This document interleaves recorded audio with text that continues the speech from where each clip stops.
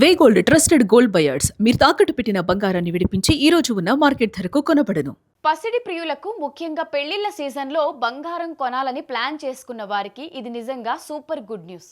గత కొద్ది నెలలుగా ఆకాశమే హద్దుగా రెచ్చిపోయి సామాన్యులకు అందనంత ఎత్తుగా చేరిన బంగారం ధరలు ఇప్పుడు ఒక్కసారిగా నేల చూపులు చూస్తున్నాయి. వరుసగా రెండో రోజు కూడా గోల్డ్ సిల్వర్ రేట్లు మార్కెట్లో డమాలవుతున్నాయి. అసలు పసిడి ధరలు ఎందుకు ఇలా పడిపోతున్నాయి? ఈ పతనం ఇలాగే కొనసాగుతుందా లేక మళ్ళీ పెరుగుతుందా అనేది ఈ రోజు మన స్పెషల్ స్టోరీలో తెలుసుకుందాం. నిన్న మొన్నటి వరకు తులం బంగారం కొనాలంటే భయపడిపోయిన సామాన్యుడికి ఇప్పుడు మార్కెట్ పరిస్థితులు కాస్త ఊరటనిస్తున్నాయి.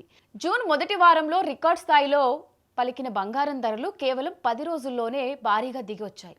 ఒక్కరోజే 24 క్యారెట్ల 10 గ్రాముల మేలైన బంగారం ధర ఏకంగా 2130 రూపాయలు తగ్గగా 22 క్యారెట్ల ఆభరణాల ధర వచ్చేసి 1950 రూపాయలకు తగ్గింది. తెలుగు రాష్ట్రాల్లో నేటి తాజా ధరలు ఇలా ఉన్నాయి. 24 క్యారెట్ల బంగారం ధర 1,45,640 రూపాయల దగ్గర ఉంది.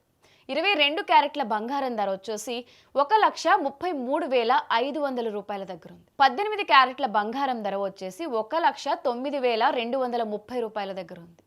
ఇక పేదల బంగారమైన వెండి ధర కూడా ఇదే బాటలో నడుస్తుంది. మొన్నటి వరకు భయపెట్టిన సిల్వర్ రేట్ కిలోకు ఏకంగా 10,000 తగ్గి ప్రస్తుతం 2,60,000 వద్ద స్థిరపడింది. అయితే ఈ భారీ పతనానికి ప్రధానంగా 3 కారణాలు ఉన్నాయని ఆర్థిక నిపుణులు విశ్లేషిస్తున్నారు. మొదటిది వచ్చేసి అంతర్జాతీయ బులియన్ మార్కెట్లో మదుపరులు లాభాల స్వీకరణకు మొగ్గు చూపడంతో పాటు అమ్మకాల ఒత్తిడి తీవ్రమైంది.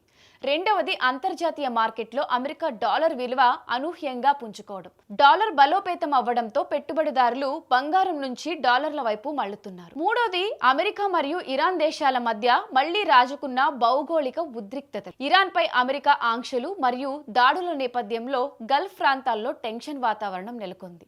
ఈ ప్రభావం నేరుగా కమోడిటీ మార్కెట్ పై పడింది. విన్నారుగా, అంతర్జాతీయ పరిణామాలే ఇప్పుడు పసిడిని కిందకు లాగుతున్నాయి. మార్కెట్ నిపుణుల అంచనా ప్రకారం ఈ టెన్షన్ ఇలాగే కొనసాగితే రాబోయే జూలై నెల నాటికి తులం బంగారం ధర 1,00,000 రూపాయల మార్కుకు దిగి వచ్చినా ఆశ్చర్యపోవనక్కర్లేదు. కాబట్టి భారీగా నగలు కొనుగోలు చేయాలనుకునే వారు మార్కెట్ హెచ్చుతగులను గమనిస్తూ ఉండడం మంచిది. ఇది ఇవాల్టి స్పెషల్ స్టోరీ.